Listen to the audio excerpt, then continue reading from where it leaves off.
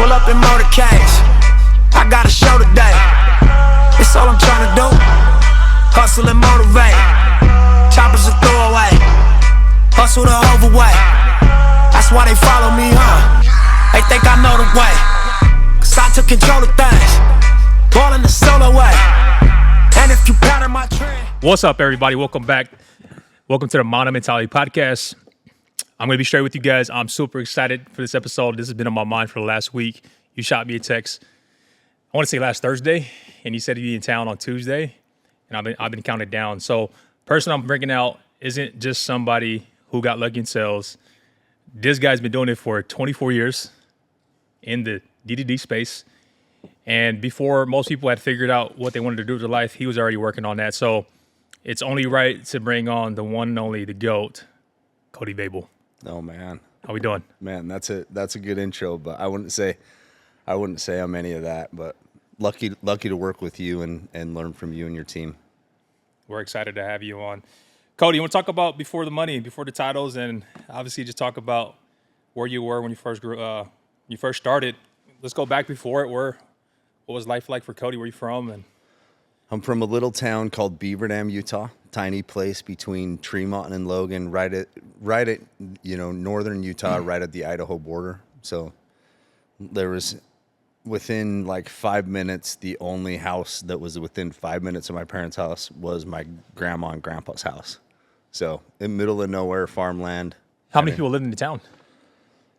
I mean, I think back then maybe 150 total, but it was 5 minutes to the next house from our house. So just big farm and, moving pipe, driving tractor with my grandpa for $2 an hour, growing up. Super bad allergies. Eyes would swell shut in the summertime, kind of, it was fun.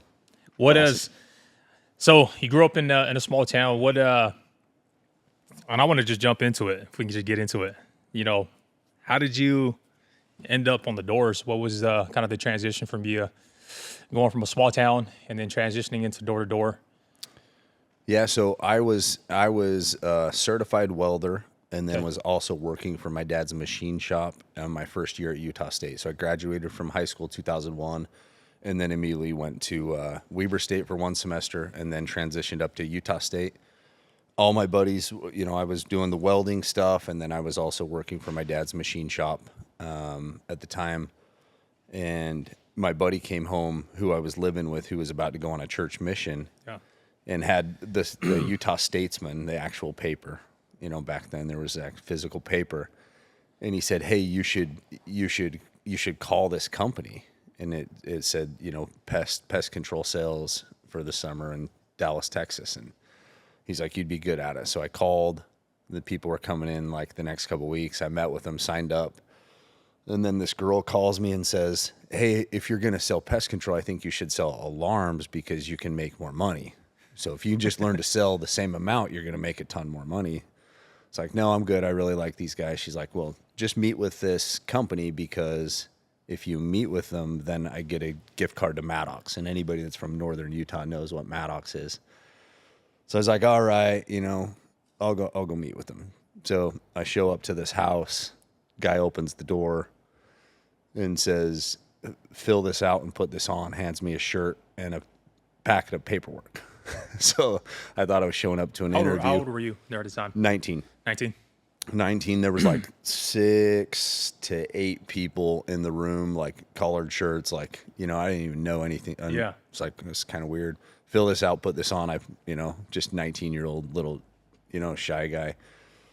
Put the shirt on, filled out the paperwork, and signed up to sell alarm systems in Kansas City that summer. Did you know what you were signing? No, he comes. I kind of guessed because there were people doing like door approaches and stuff in the room. So he then comes down the stairs. So he disappears. He hands me the paperwork, goes back up the stairs. And these guys are doing pitches. Comes back down after I filled it out. He's like, did a couple door approaches. He's like, "Let's go." I was like, "Where are we going?" He's like, "We're going to knock." All right. So you were supposed to go down to Dallas to go do pest, but then Dallas for pest, and then this was still preseason, so I was still in school. Finals hadn't happened yet, so I just met with him in Brigham City, where I live now, and had that interview. and then ended up signing up to sell alarms, and they took us out to practice right away, which now I'm looking back, I'm like, that's genius, I Yeah, used that I don't even trick think about all it. through my whole career. It was like, sooner you can get them a sell, sooner, Yeah. get them trained up. What was going through your mind during that time? Obviously, you were just doing this to be nice to the girl to get the gift card. But when they just throw you out there, or did you just So they figure said, it out? that's this guy's Bryn Winward. He sold his first one yesterday. He's really good. You're going to follow him. We hit 3 doors total. And he said, it's too hard with 2 people. Take that side of the street. So that's kind of how I started.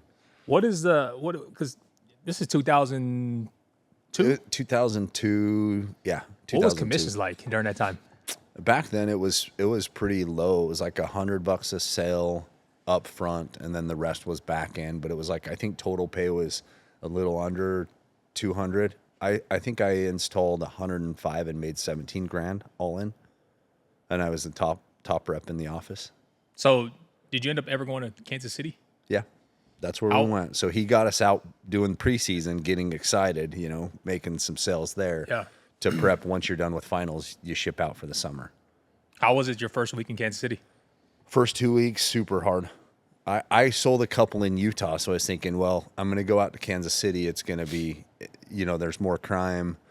People are just going to be asking for it. I'm going to I'm going to knock on their door. They're going to open the door and say, sign me up. That's how it felt. All the I'm Chiefs like, fans. Utah's super safe. I sold a couple there. It's going to be easy.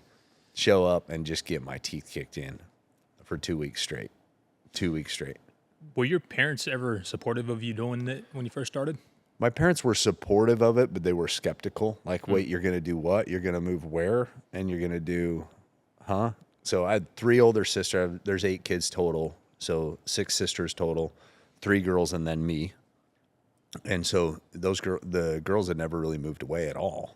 So I was the first kid that's like, I'm shipping out halfway across the country, and I'm going to make all this money. And they're like, this sounds kind of weird. They were supportive, never said don't do it, but they were kind of like, you sure you want to do that? You could make your money here at, your dad's shop. And so. Because you worked with one of the stories I still remember is you going up on Sunday or Saturdays and having to go meet the deadline for things that your dad would tell you to get done. Oh yeah. What was like the ideal setup that your dad wanted you to go do in life? Did he want you to like take over the business, or? No, my dad is so chill, and you got to meet him someday. He's so laid back. Like, I don't know how he did it with me, because I'm like, I probably wasn't the easiest to raise, but the way he managed me was perfect for my personality, because I have a very headstrong personality. But he basically would just say, hey, here's the work that needs to be done for the week. I need it done by 5 a.m. on Monday, because that's when I have to deliver the orders. So the only rule was get the work done, and you can't work on Sunday. So you just do whatever it takes to make it happen, to not work on Sunday. There were a few times where I did show up at midnight, Sunday night, Monday morning, and work 5 hours that morning and make it happen to get the orders out on time. But that pressure of not like letting him down, because he's like, hey, just do it. And if I was him, I'd be like, are you going to go get that work done? But he never said anything. He just kind of let me do it, which was awesome for my career. Is that something that you implement now with your kids? I try to. It's really, really, really hard to do. But yeah, I think we do a pretty good job. And I got a great wife that helps, when I want to be a little bit more aggressive or controlling, then she kind of pulls me back a little bit. I'm trying to learn, because obviously, you met me when my son was, I think, a week old. And now he's getting at that age where I'm like, how do I want to go about this, especially with parenthood? The hardest hood is parenthood. Yeah. It is hard. It is hard, especially when they hit the teenage years, which your daughter's getting about that age. We just got her a phone. Wish me luck on that. Yeah. We got her a phone, and she's going through this. I mean, I kind of feel bad because there's nothing she can do on it. It's like secure, but I think that's one of the things I'm looking at is the right way of parenting. There's no right or wrong way, but I do love that about your story is your dad instilled that is taking initiative and just being accountable and not pressuring you to go do it. Do you think that was something that helped you when you got into the doors in Kansas City? Oh yeah. Yeah. And I mean, because I had to be self-motivated through working with him, and it was like, there wasn't anybody breathing over your shoulder. And when you get dropped off in Hood, no one's watching. No one knows if you're sitting down. The only person that knows is you. Yeah. And so I think that definitely played a huge part in it. The other part, my mom was an entrepreneur. She's had a dance studio since like she was 18. So she's 66. So that's the other piece. I mean, I watched her develop, young girls from no confidence to tons of confidence. So I think it was like the perfect combo. Wow. Is that something that she was like? Did she grow up doing that? Yeah. Or? Yep. And so all your sisters. Oh yeah. Oh yeah. All my sisters, man, it was crazy. Being one of two boys, 6 sisters, 1 bathroom growing up, it was like, man. So that's the other thing I learned a ton about, like managing emotions by having 6 sisters, which I'm super grateful for. And as you know, working with salespeople, I mean, any leadership position, you're constantly managing emotions. So, What are some of the things you remember with mom when she would instill confidence into people that were struggling? I mean, they're she just always believed in people. Was It it just still like does. more affirmation and just They would push people, and they still do push them really, really hard. I mean, your wife, she's doing similar stuff with cheer. You push them hard because you know what they're capable of, and I think as a real leader pushes people to their potential and helps them see their potential, and that comes through, a lot of driving and a lot of driving and pushing past comfort? So that summer you go out there to Kansas City, and then we talked about this, but you were at Pinnacle, or is it Federal? It was Pinnacle Security my first 2 years. Okay. And funny story. So my second summer, I was like one of the top reps in the company, and they shipped me from Dallas to Tampa because Tampa was the worst office, and they wanted to see if I could revamp it. So I go out to Tampa, and I'm there, and I'm selling more than the office combined. And I go home to see my girlfriend, and I come back. This is in Utah. Yeah, I fly back from Tampa to Utah to see my girlfriend. I fly back, and nobody's there. My apartment's locked. I call my manager, and he's like, "Oh, we shut down." I'm like, "Oh, great. So you're not going to tell one of the top reps in the company and the guy that's doing all the volume that you're now gone." And so I called up the owner, and he's like, "You need to go to West Virginia." And I was like, "No, I'm going to Chicago because that's a top office. West Virginia was the second worst office, and now it's the worst office because you just shut down the office I was in. I'm not doing it." He goes, "Well, you can get over it or leave the damn company." So I was What were you "All right." thinking during that time? I said, "All right, I'm done." So I quit. This is Pinnacle.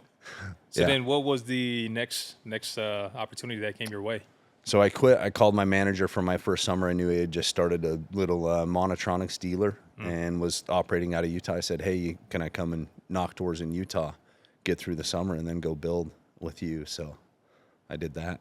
I just walked away from all my back end. I mean, it's kind of just a crazy moment. But I'm like, I'm not going to work for someone like that. How long were you with Federal? 3 years. 3 years. So you went 2 years Pinnacle, 3 years, and then what was the transition into? The guy that I worked with, who was my manager my first summer and owned Federal Alarms, fantastic guy, super good friends. He didn't want as much out of it as I did. I wanted to go big. I wanted something great, and he didn't. So our interests weren't aligned there. He just wanted slow and steady, stay, small, live in, small town, and just kind of do his thing, which he's done, and he's done great. And I wanted something bigger for the people that I was going to bring on. During that time, how many people were you managing?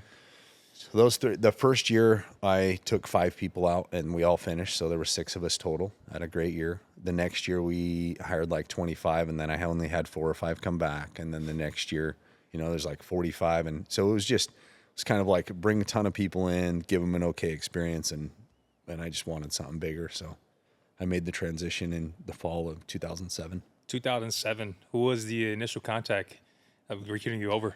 I can't even remember who I called, but I called somebody that I went to Utah State with and said, hey, and I think he was done with the space. He graduated and moved on. And I said, hey, if you were going to work for anybody at Apex, who would it be? And they said, Jared Young. I said, send me his number. Sent me the number. I called him up and said, hey, this is Cody Veivell. I'm excited, to hear more of what you have to offer. This is what I've done. Can we meet? He sets an appointment, says I'll be in Logan, on this day, sets an appointment to come to my house, comes to my house, walks in the door, puts the pay scales on the table and is like, look them over, let me know if you have any questions, and leaves. So I was like, well, quite the recruiting pitch. He thought I just wanted the pay scales, to use against him because we'd recruited against each other for 3 years. And, I did the math, built a vision for myself, called him up and said, I'm good to go. What do you think made Jared Young so special? Very caring. I mean, the guy puts everybody ahead of himself and had all the way through.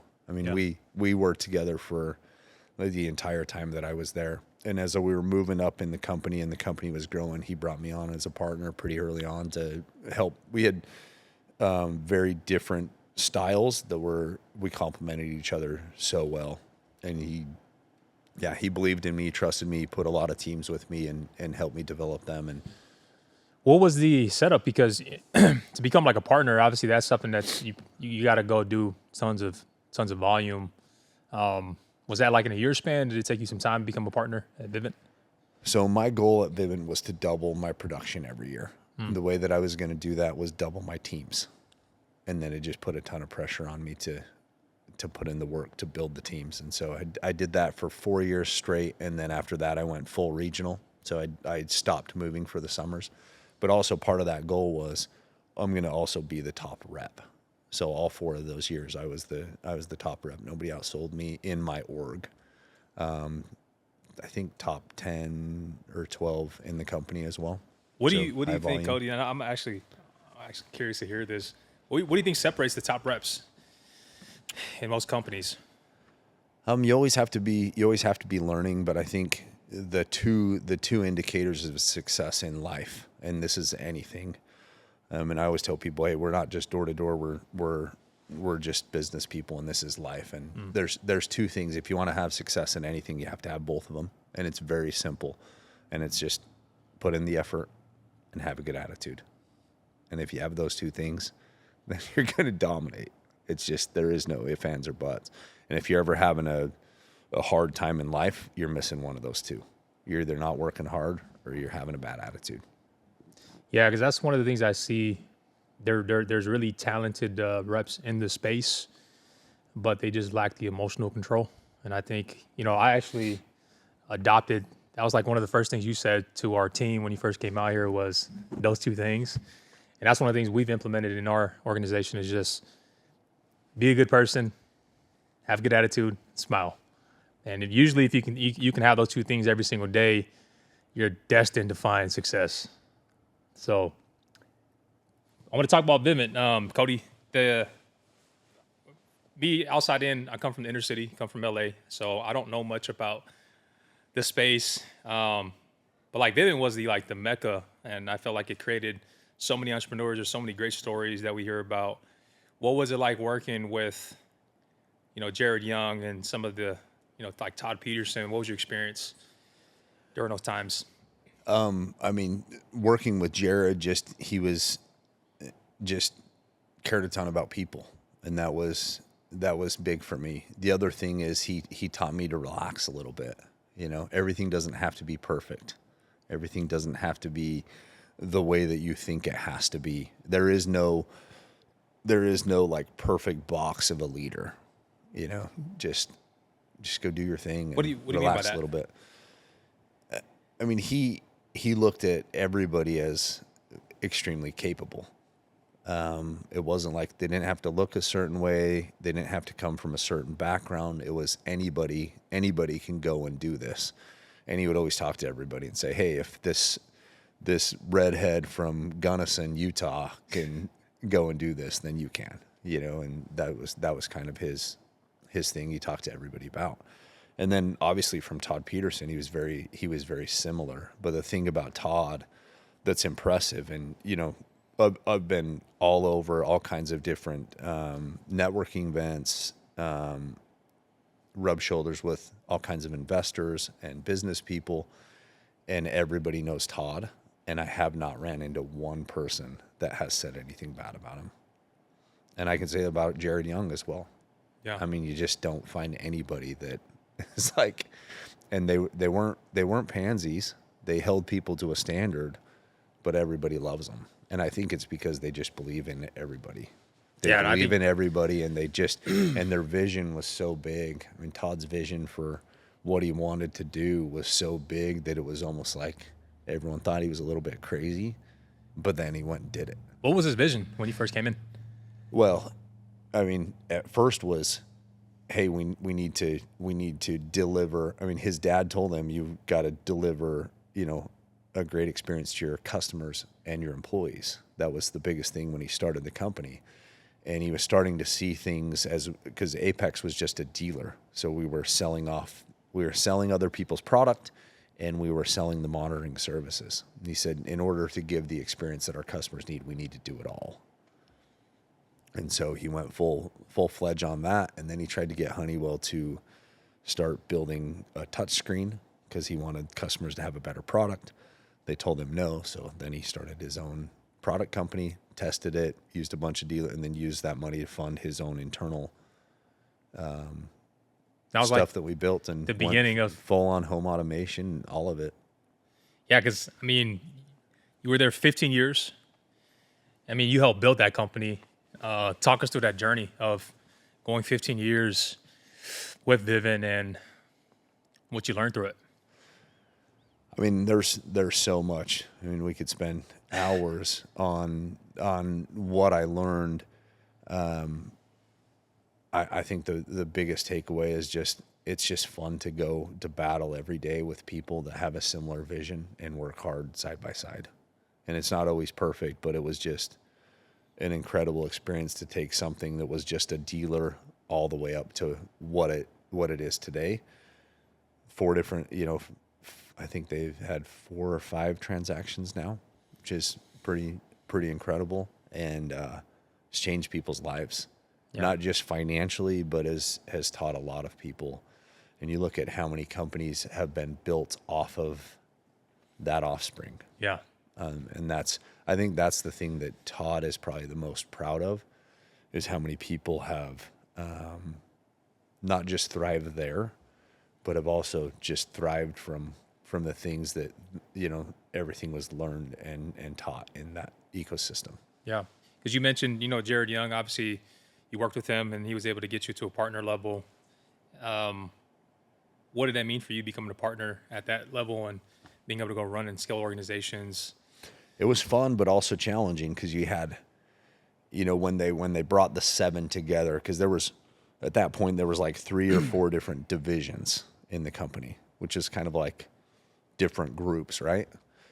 And the company said, hey, these guys are fighting each other for recruits all the time, so let's just bring them together.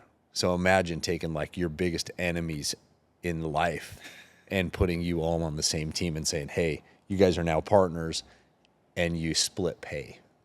So make it work. So it was. How'd you guys make it work?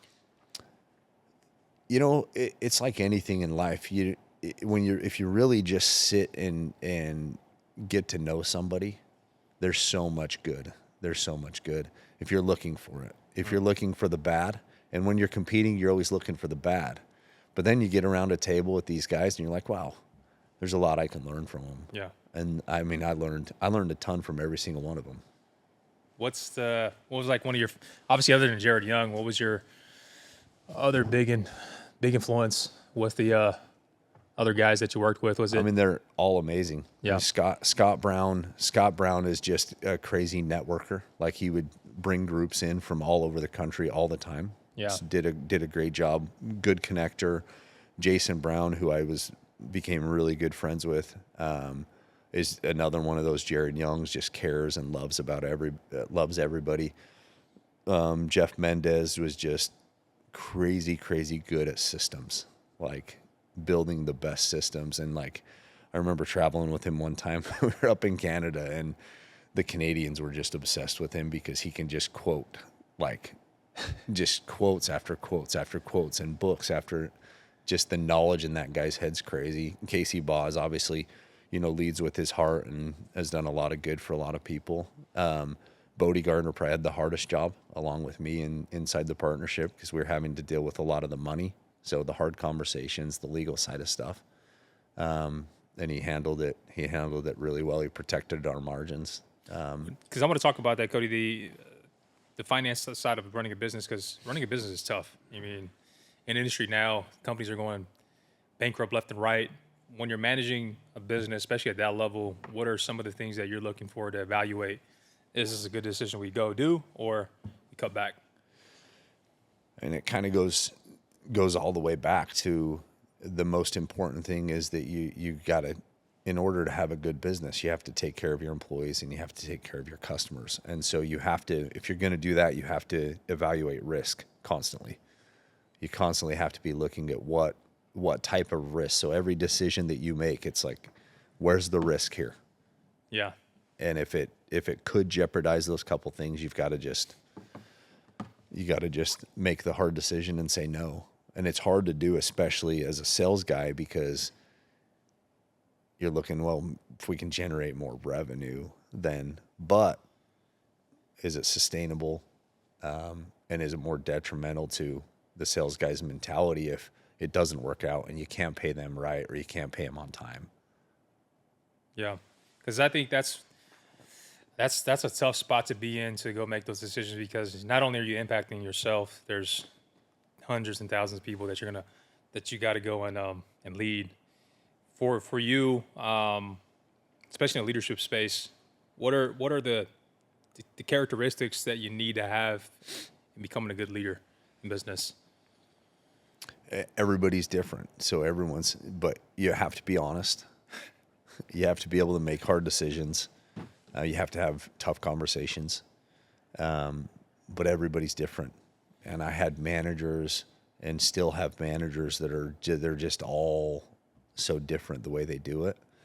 And some get the job done at a higher level than others, but others still get the job done, and they still have a massive impact on what we're doing. Yeah, because I think that's one of the most powerful things that you can learn as a leader is just the characteristics. You got to be honest. You're at Vivint for 15 years. You're part of the 4 transactions. What made you leave Vivint? So it was kind of a little bit of a forced out. It was kind of a sad deal a little bit, but it was the right timing. I mean, we were getting paid a lot of money. Okay. We were getting paid a lot of money. We were creating the value that we were getting paid. But, like any business, you look and say, okay, well, what's the most expensive stuff, and can we do the job without that expense? And so that was one of those conversations, and it was, yeah. How'd you feel about it? With knowing that, man, 15 years. I handled it pretty good, because I knew that, there's a time and a place for everything, and everything happens for a reason. And putting myself in the shoes of the guys that reported to me, me getting out of the way gives them another bounce in the step, and another boost. And, there's going to be a time where that day comes here too. And I think that's just inevitable in everything that you do. There's, you're going to reach a point where you've got to create room for the next people to step up. 15 years, you technically retired. How long were you retired for? I lasted about 6 months. 6 months. I was a really good taxi driver for the kids, and 6 months of sitting around and thinking about life and what you want, and money becomes a lot less important than you thought, and you start realizing what's important. And for me, it was way more important for me to walk away from that deal that I had with them. Yeah. That was kind of lulling me into complacency and taking me away from the person that I was. And I don't want my kids to see that. I want my kids to see somebody that's out grinding and, putting in the time and effort, because especially my girls at the time, my girls were, teenagers, they're 17 and 14 now, but what are they? They're just going to expect their husbands to be sitting at home all day and have all this money? Like, you know what I mean? So got to go grind, make it happen, show them that that's what we do. And So hopefully they can find girls right now are doing dance, and then you got boys that are playing baseball, right? baseball and golf. Baseball So and they're golf. in golf lessons. They have golf lessons every week. And then my 9-year-old said he was done with baseball. And my 7-year-old was like, got asked to try out for this comp team, which was a 9-year-old team. And he went and made it. And then I was talking to the coaches, and they're like, don't you have a boy that's, I was like, yeah, but he doesn't want to play. They're like, just have him come to practice and see if he likes it. And if he's good enough, we'll put him on the team. And so he did, and he's loved it. He just hated his coaches the year before. And that's what's so important about leadership and believing in people. Just like Cooper's a completely different baseball player this year than he was last year. What do you think was it? The coach that just the way their approach was? Their approach is so good and calm, but also they push him. They push him, but they don't push him in a negative way. So all of the pushing feels very positive and uplifting, and like, we believe in you. Positive reinforcement. Yep. Rather than just, 'cause I see that in most sports is it's like negative. You know, I was kind of raised that way where, you know, the coach would yell and nag at you, and I was kind of taught to take that controlled aggression and channel it in a good way. Now I'm learning in my life, probably not the best way to go do that, especially when I'm dealing with guys on a day-to-day basis. But is that something like, is that like more your parenting style now? It's something that you're constantly working on. Constantly working on. Because there's nothing that puts more pressure or has you question yourself more than being a parent. You know, like at work, I can just make decisions and drop the hammer, and it's like all the emotions are aside, and like but with parenting, it's like, did I do that right? Should I do that a little different? So parenting is for sure the toughest form of leadership. Yeah. 6 months, retired. 6 months. What got you back in the driver's seat to get back out there? I knew I needed to do something, and I got hit up on LinkedIn by quite a few recruiters, but this lady in particular was talking to me about this opportunity. I said, no. This was a headhunter. I said, no, I'm good. And she said, you're going to want to meet this guy. So I was like, all right, I'll take a call. Took the call, and I would happen to be going down the next day to Arizona, and that's where he was with my wife to visit her sister. So I was like, we'll grab lunch. And so just kind of, just ended up feeling good about it and jumped all in. Who was the first person you hit? It's actually ironic. Today is 4 years exactly. We put that into the notes to do this episode. 4 years. That's crazy. Who was the first person you called when you were like, hey, I'm doing this? I don't remember. Probably my wife. So when I ended up deciding, I mean, I took a long time because I knew I wanted to be sure whatever I did. It was probably at least 3 to 5 weeks, maybe longer. Yeah. And you felt good about it, and you jumped into it. And we heard Ty's story, you know, bringing those guys over. And I mean, it's obviously I'm, you know, being Wilson treated now, but then seeing where it first started. What was it like in year one? Year one was just figuring it out. I knew nothing about solar, absolutely nothing. I'd never been a CEO. Do you feel like that was a disadvantage? It was a disadvantage in the sense that we had a lot of fixes we had to do that first year because we're great at the sales. I was really good at sales. But I didn't understand, you know, how to build the right operations to keep your costs down. And so we made a lot of mistakes that first year. We ruined a lot of roofs, spent a lot of money to fix those roofs. But I did make sure 100% of our customers were taken care of, but it was expensive. We made no money that first year. It's hard to believe that because, you know, you guys tell me about this, you know, we gave away all these roofs, but I'm like, there's no way. But obviously, you know, I hear from, you know, Steven and these guys of like how you guys first started. What do you think on the operation side most businesses fail at when it comes to overhead? Is it more of just scaling too fast? Is it maybe more of just You have not to having things? understand every single piece of your expenses, Okay. and then you have to build the right comp plan for the people to get the results that you want. And that's where we had those screwed up. We didn't really know. We knew the cash was coming in. We didn't really know where it was going out, and we didn't have the proper compensation plans for our operational team. What were you guys doing volume-wise, like as far as revenue from year We one? did 22 million, I believe, that year from April 21st through the end of the year. And what was the first adjustment you made to?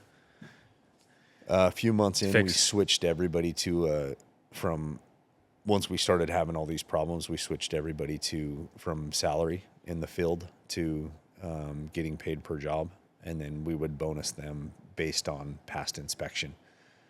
So we Just made with sure, that little adjustment from year one to year two, where did you guys end up in year two? Well, the day that we made the adjustment, we lost 60% of our crews. Oh, But we actually, with the 40%, we were actually doing more. We were doing just as much work with 40% of the people. And then we just built the vision. If you do it right, you're actually going to make, we drew it out just like you would with the sales guy. Said, okay, last year you made 90 grand. If you do it this way, you're going to make 110 on our program. So year two, from 20 mil, where were you guys at in year two? Year two, I want to say somewhere in the, let's see, so 22, 23, we did somewhere in the 40s, in the 40 million recognized revenue. So turned on customers, not sales revenue, actual installed working customers. When did you know, like, in this space? Because, obviously solar is like the wild, wild west. I've been in the industry, in my opinion, I feel like I've been in it for 15 years. But when you're evaluating just the marketplace, where are most companies going wrong, and where did you feel like, hey, if we focus on these inputs, we can have a higher chance of, number one, staying in the business, but also scaling the business?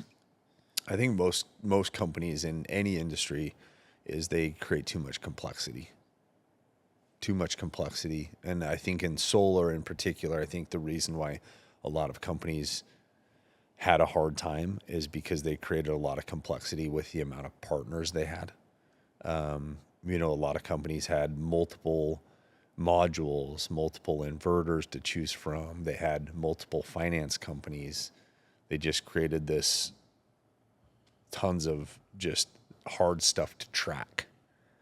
And I think it's always better to, even if people make a little bit less money per deal, but you create a really simple, narrowly focused business plan, they'll actually make a lot more money because there's less complexity for them.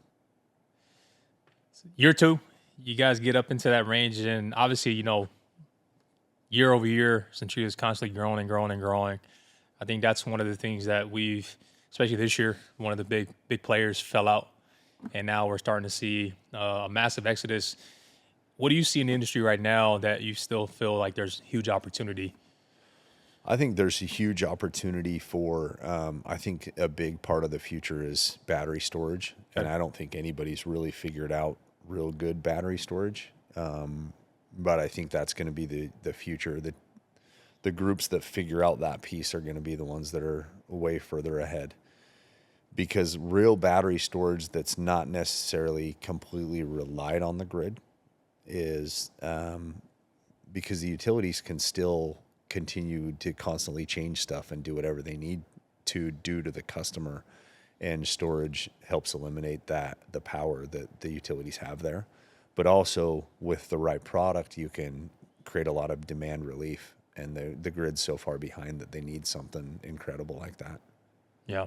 Because right now the current setup for batteries is like the Teslas. So what's the problem right now with the current setup with like the Tesla Powerballs and some of these batteries now? They're not super capable. Not super capable. They're not really taking much load off of the grid.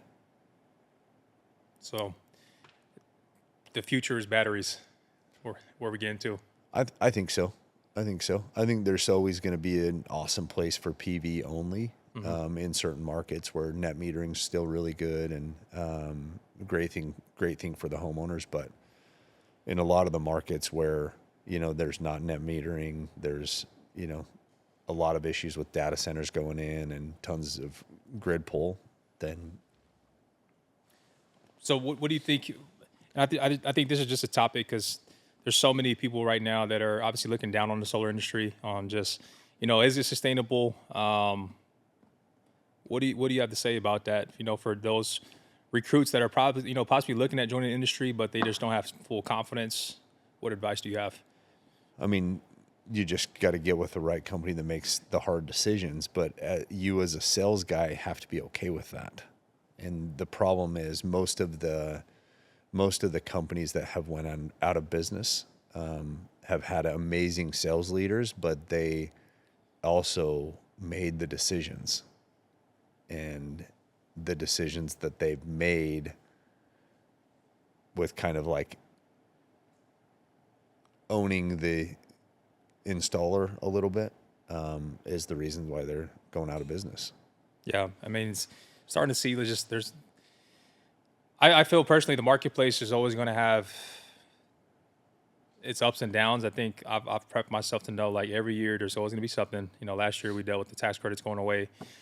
We dealt with, ownership. Now we're pivoting to TPO. But I always find like there's always opportunity when things like this come up because those who figure out how to go solve those are typically the ones that get paid the most.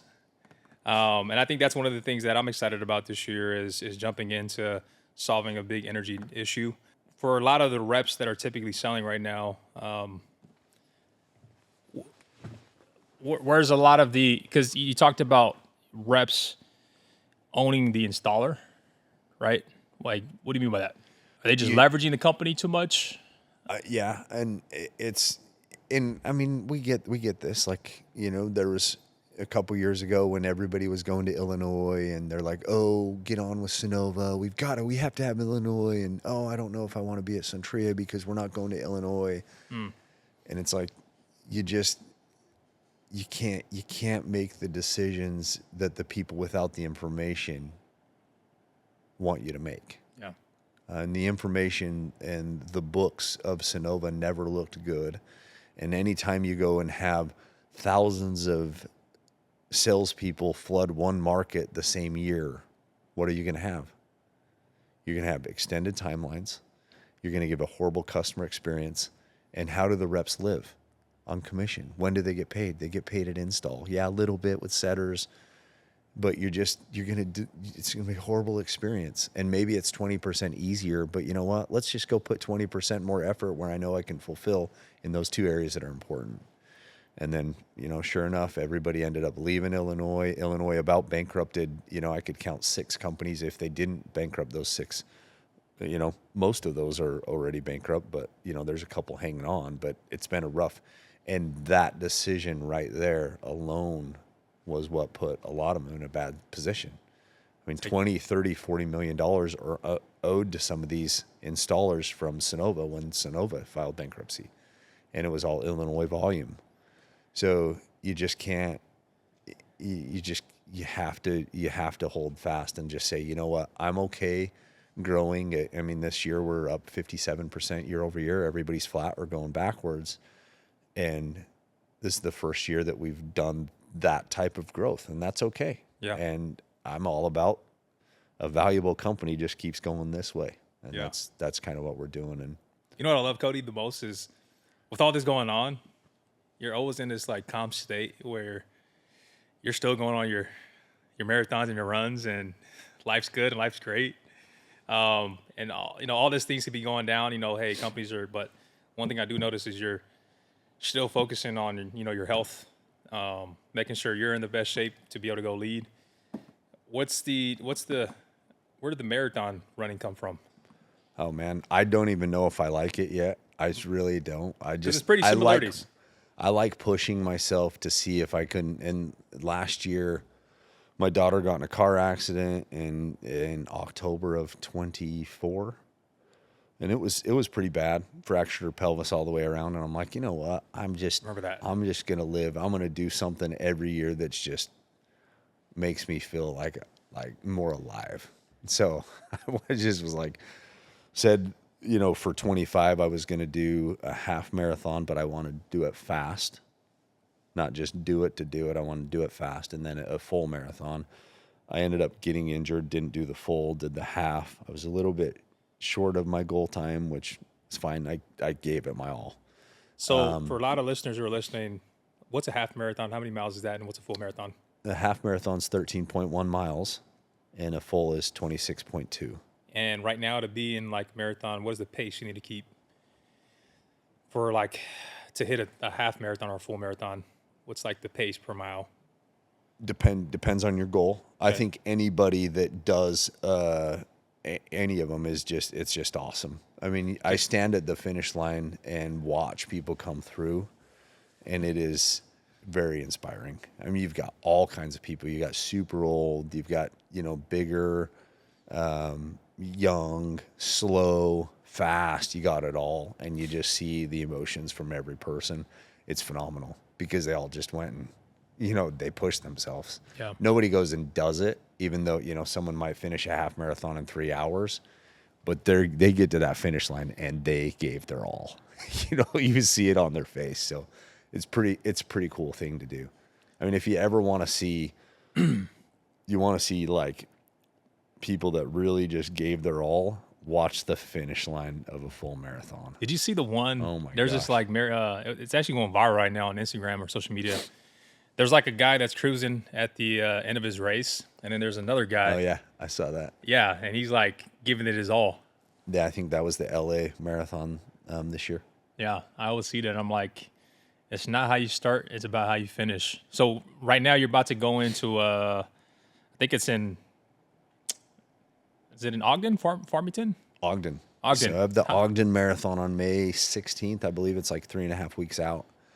So my goal for this year is a fast full marathon and then a 50-mile trail race. And I'll do the 50-mile trail race in October. How many miles have you done so far this year? I have no idea. Or how many miles are you doing monthly? I'm just focused on this week. This week was my peak week. I think I'll hit close to 60 this week. Yeah.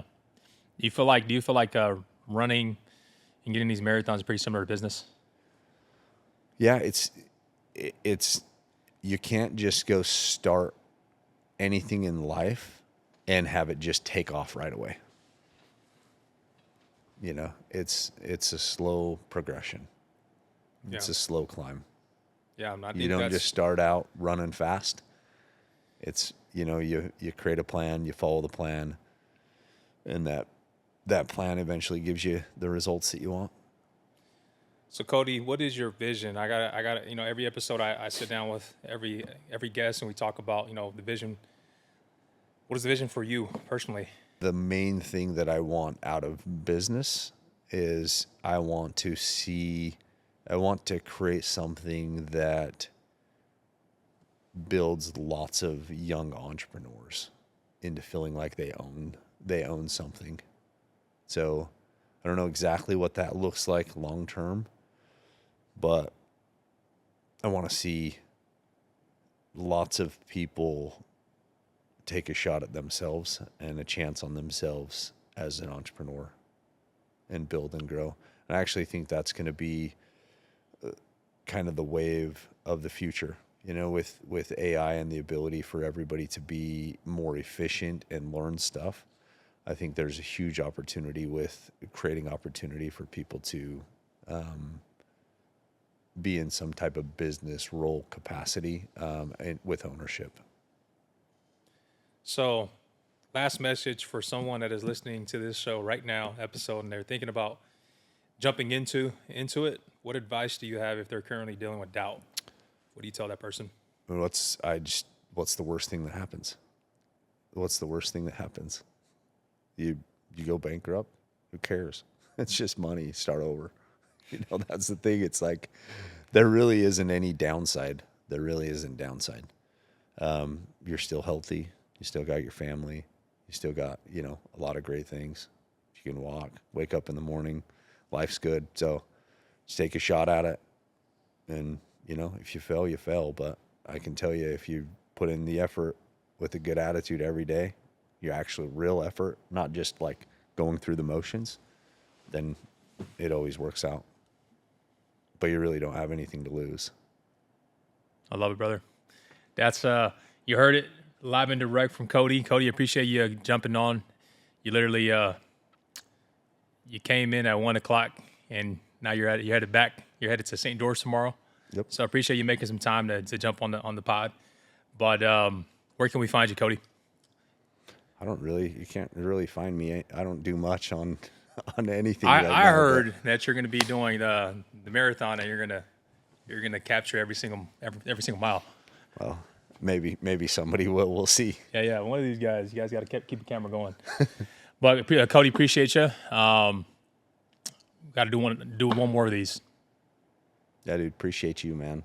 It's been a pleasure the last couple of years. Love you tons. What you've built, these guys, I mean, you're just inspiring so many people to become their best self. So I appreciate it.